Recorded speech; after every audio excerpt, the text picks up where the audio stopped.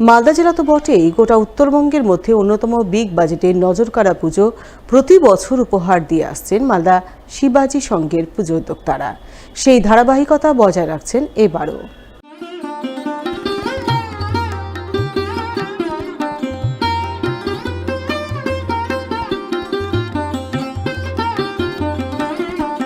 এবছর এখানকার ৪৮তম বর্ষের পুজোর থিম শান্তির প্রতীক ওম, যা উচ্চারণ করা মাত্রই প্রতিটি মানুষের মনে প্রশান্তির সঞ্চার ঘটায়। সেই ওম থিম ভাবনাকেই এবছর মণ্ডপে ফুটিয়ে তুলছেন মালদা শিবাজি সংঘের পুজো উদ্যোক্তারা। শিবাজি সংঘ ৪৮তম বর্ষ পুজো থিম হচ্ছে শান্তির প্রতীক ওম। মালদা শহরের বুড়াবুড়িতলা এলাকায় মালদা শিবাজি সংঘের পুজোর প্রস্তুতি চলছে জোর কদমে। মণ্ডপ তৈরি হচ্ছে এক কাল্পনিক দেব মন্দিরের আদলে। সেই মণ্ডপে ইতিমধ্যেই শোভা পাচ্ছে দুটি বিশাল আকারের ওমের প্রতীক। এছাড়াও মণ্ডপ জুড়ে থাকছে অসংখ্য সূক্ষ্ম সূক্ষ্ম কারুকার্য, যা বাঁশ, প্লাইউড, আখের ছোবড়া দিয়ে তৈরি করছেন পূর্ব মেদিনীপুর থেকে আগত মণ্ডপ শিল্পীরা। যেমন আমাদের ব্যবহার হয়েছে বাঁশ আর আখের ছোবড়া। এবার মালদা শহরের মধ্যে আমাদের প্যান্ডেল প্রচণ্ড আকর্ষণীয় হবে এবং আমরা আশা করছি বাইরের জেলা থেকে ঠাকুর দেখতে আসবে। মণ্ডপের সঙ্গে তালমিল রক্ষা করে প্রতিমায় থাকছে মায়ের নজর কাড়া রূপ। দর্শক টানতে প্রতি বছরের মতো এবারও নিত্য নতুন আলোকসজ্জা থাকছে চন্দননগরে। মূল আকর্ষণ হিসাবে এবারও থাকছে মেলার আয়োজন। তাই মালদা শিবাজি সংঘের পুজো উদ্যোক্তাদের আশা, বরাবরের মতো এবারও তাদের পুজো সাড়া ফেলবে দর্শনার্থী মহলে। আমাদের এবার থাকছে যেরকম লাইট, চন্দননগর যে লাইট থাকে সেই লাইটই থাকছে, দুটো মেকানিক্যাল থাকছে, দুটো বুথ থাকছে, একটা বুথ দেখার মতো। চতুর্থ দিন আমরা ওপেন করছি। পুজো যার দিন আমাদের প্রোগ্রাম আছে, আমাদের মেলা আছে এবং আমাদের পুজোর আগের দিন, উদ্বোধনের আগের দিন আমরা পুরো পাড়াতে আমরা ব্লিচিং করবো, সাফাই অভিযান করবো ক্লাবের সদস্য নিয়ে, প্রতিবার আমরা করে থাকি। এছাড়া আমাদের অন্যান্য প্রোগ্রামও আছে। মাঝারি বাজেটের পুজোর মধ্যে মালদা শহরে গৌরোড সার্বজনীন দুর্গোৎসব বরাবরই দর্শনার্থীদের নজর কেড়ে এসেছে, যার কোনো ব্যতিক্রম হচ্ছে না এবারও। উদয়ন ক্লাবের পরিচালনায় গৌরোড সার্বজনীন দুর্গোৎসবের এবছর ৭৩তম বর্ষ। এবছর এখানকার পুজো মণ্ডপ তৈরি হচ্ছে এক কাল্পনিক দেব মন্দিরের আদলে।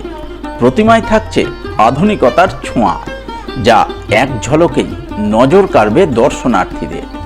প্রতিমা ও মণ্ডপের সঙ্গে সামঞ্জস্য রক্ষা করে থাকছে সুসজ্জিত আলোকসজ্জার ব্যবস্থা। প্রতি বছরের মতো এবারও পুজো উপলক্ষে নানান সমাজসেবামূলক কর্মসূচি গ্রহণ করেছেন উদয়ন ক্লাবের পুজো উদ্যোক্তারা। এছাড়াও থাকছে ঢাক বাজানো প্রতিযোগিতা। সব মিলিয়ে বরাবরের মতো এবারও জমজমাট হতে চলেছে গৌরোড সার্বজনীন দুর্গোৎসব। গৌরোড সার্বজনীন দুর্গোৎসব এটা উদয়ন ক্লাবের দ্বারা আমরা পরিচালনা করে থাকি। আমাদের ৭৩তম বর্ষ। এই ৭৩তম বর্ষে আমরা আধুনিক প্রতিমার করেছি। এই আধুনিক প্রতিমার মধ্যে দিয়ে আমাদের মালদার জনগণকে আমরা এই ঠাকুর প্রদর্শন করাবো। আমরা এই পুজোর মধ্যে কিছু বস্ত্র বিতরণ আছে, আর ওই ঢাকি কম্পিটিশান আছে। সারা মালদা জেলার ঢাকি কম্পিটিশান হয়। নবমীর দিন আমাদের ভোগ বিতরণ হয়। এইসবের মাধ্যম দিয়েই আমরা এই পুজোটাকে এইবার সেলিব্রেট করি। পুজোর থিম ফিরে দেখা ১৯৭১। পূর্ব পাকিস্তান থেকে পূর্ববঙ্গ অর্থাৎ বাংলাদেশ গঠনের সময়কালে কিভাবে দলে দলে শরণার্থীরা কাঁটাতারের বেড়া ডিঙিয়ে এপার বাংলায় আশ্রয় নিয়েছিলেন, সেই দৃশ্যই এবারের পুজোয় থিম হিসাবে তুলে ধরে দর্শনার্থীদের মনে দাগ কাটতে চলেছেন পুরাতন মালদার মঙ্গলবাড়ির নবাগত ক্লাবের সদস্যরা। খেলাধুলা সংঘের পরিচালনায় এই পুজো এবছর ৫৩তম বর্ষ। গোটা মণ্ডপ গড়ে উঠেছে উদ্বাস্তু কলোনির আকারে। সেখানে তুলে ধরা হয়েছে বিভিন্ন মাটির মডেল ব্যবহার করে খড়, টিন, চটের বস্তা দিয়ে মণ্ডপ সজ্জা তৈরি করে ১৯৭১ সালে শরণার্থী কলোনির দৃশ্য ফুটিয়ে তুলেছেন উদ্যোক্তারা।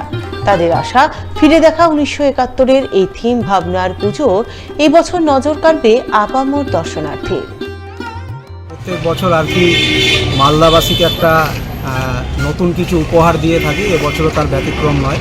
আমরা এবছর যেটা আমাদের চিন্তা ভাবনা মূলত হয়েছে সেটা হলো ফিরে দেখা 1971-এর মানুষের যে জীবন কাহিনী।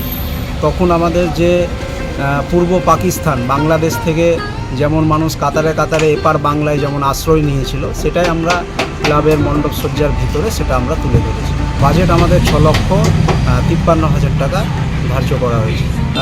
আমাদের চতুর্থীর দিন আমাদের ক্লাবের পুজো মণ্ডপের শুভ দ্বারোদ্ঘাটন অনুষ্ঠান রয়েছে এবং তাছাড়াও আমাদের ক্লাবের পক্ষ থেকে প্রত্যেক বছর বস্ত্র বিতরণ থাকে, সেটাও আমরা এবছর করার চিন্তাভাবনা নিয়েছি এবং আমাদের নরনারায়ণ সেবার না বিভিন্ন কিছু অনুষ্ঠান আর কি হবে আর কি। হবিপুর ব্লকের উত্তর হাইও সর্বজয়ী ক্লাবের এবছর 35তম বর্ষের পুজোয় থাকছে বিশেষ চমক। মণ্ডপ তৈরি হচ্ছে এক কাল্পনিক মন্দিরের আদলে, আর সেই মণ্ডপ জুড়ে থাকছে হোগলা পাতা ও পাটের নানান কারুকার্য। এর জন্য হোগলা পাতা আনা হয়েছে নদিয়ার কল্যাণী থেকে। সেখানকার শিল্পীরাই গড়ে তুলছেন হোগলা পাতার প্যান্ডেল, প্রতিমা করছেন স্থানীয় মৃৎশিল্পী। মণ্ডপ এবং প্রতিমার সঙ্গে মিল রেখে থাকছে চোখ ধাঁধানো আলোকসজ্জা। তাই উদ্যোক্তাদের আশা, তাদের আইহো নামোটোলার উত্তর সর্বজয়ী ক্লাবের এবছরের পুজো মন কাড়বে দর্শনার্থীদের। এবারের থিম হচ্ছে আমাদের হোগলা পাতার পুরো প্যান্ডেলটা তৈরি। এই হোগলা পাতা বিশেষত মালদা জেলায় পাওয়া যায় না, এটা আমাদের কল্যাণী থেকে আনতে হয়েছে, যেটা চাষ হয় জলাশয়ে। হোগলা পাতাটা অ্যাকচুয়ালি কি আমাদের প্রাচীন যুগে যেসব পুজো হতো তখন তার কাপড়ের প্রচলন ছিল না সেরকম। এইসব পাতা বা নারকেল পাতা বা আরও অনেক রকম পাতা আছে যেসব দিয়ে প্যান্ডেলটা তৈরি হতো। তো আমরা সেই সব যুগে একটু ফিরে যেতে চাইছি এবং মানুষকেও সেই সব প্রাচীনকালে আমরা একটু ফিরিয়ে নিয়ে যেতে চাইছি যে সেই সব পাতা দিয়ে কীভাবে প্যান্ডেল তৈরি করা হতো। আমাদের এবার বাজেট হচ্ছে 5 লক্ষ টাকা। এবারের পুজোয় কি আপনি প্যারিসের অপেরা হাউস দেখতে চান? তাহলে আপনাকে অবশ্যই যেতে হবে মালদা শহরে 1 নম্বর গভর্নমেন্ট কলোনিতে, কারণ সেখানে এবছর প্যারিসের অপেরা হাউসের আদলে পুজো মণ্ডপ তৈরি করছেন মালদা অনেক সংঘের পুজো উদ্যোক্তারা। মণ্ডপের সঙ্গে তালমিল রক্ষা করে তৈরি হয়েছে প্রতিমা। আলোকসজ্জায় থাকছে নজর কাড়া রূপ। মালদা অনেক সংঘের পুজোর উদ্বোধন রয়েছে চতুর্থীতে, তাই এই মুহূর্তে পুজো প্রস্তুতি চলছে জোর কদমে। উদ্যোক্তাদের আশা, এবছর তাদের 73তম বর্ষের পুজো সাড়া ফেলবে দর্শক মহলে। এবছর আমাদের দুর্গাপুজোর বিশেষ আকর্ষণ, আমরা প্যারিসের অপেরা হাউসের আদলে তৈরি আমাদের পুজো মণ্ডপ হচ্ছে এবং তার সঙ্গে সামঞ্জস্য রেখেই আমাদের মা দুর্গার প্রতিমা। এবার আমি আশা করছি দর্শকদের দৃষ্টি আকর্ষণ করবো, কারণ প্যারিসের অপেরা হাউস এটা সাধারণ মানুষের কাছে, আমাদের মালদাবাসীর কাছে নতুন আইটেমই হবে একটা। প্যারিস যাওয়া প্রত্যেকে অনেক মানুষের পক্ষে সম্ভব নয়, সেই আদলেই আমরা তৈরি করার চেষ্টা করছি। আশা করি পাওয়া যাবে। এবছর বাজেট আমাদের 18 লক্ষ।